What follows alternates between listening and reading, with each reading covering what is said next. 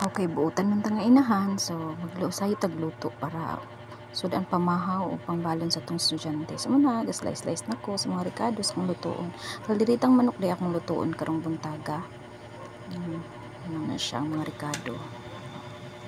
Atong unang igisa ang bombay, kamatis ug ahos.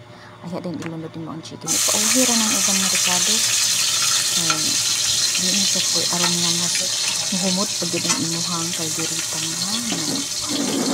Hindi na. Basta ako'y magluto din ng patatas o carrots. Kung ang patatas o carrots na ako na siyang di half cook. Muna while magulat kong maluto to ang manok, prepare sa kong balunon sa ko ang martitang, apple ug mangga iyahang balon karong buntaga. Favorite kani ang prutas. Di na siya gakaon kayo og kuan biskwit nga imong ibalon sa iyaha. Di na niya gakaonon, makabalik ra gyapon na sa balay. Pero prutas mahurot gina niya.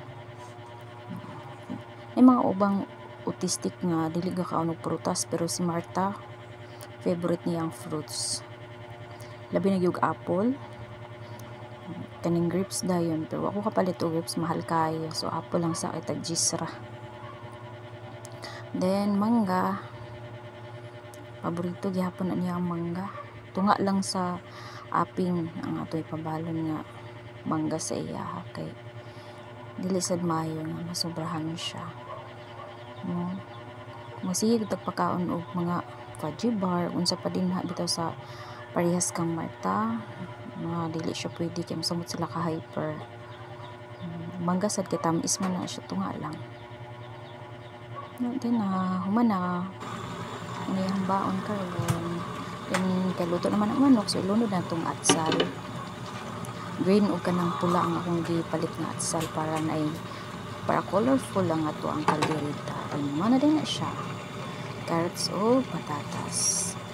Mana na siya. Ready na para pamahaw sa akong mga estudyante.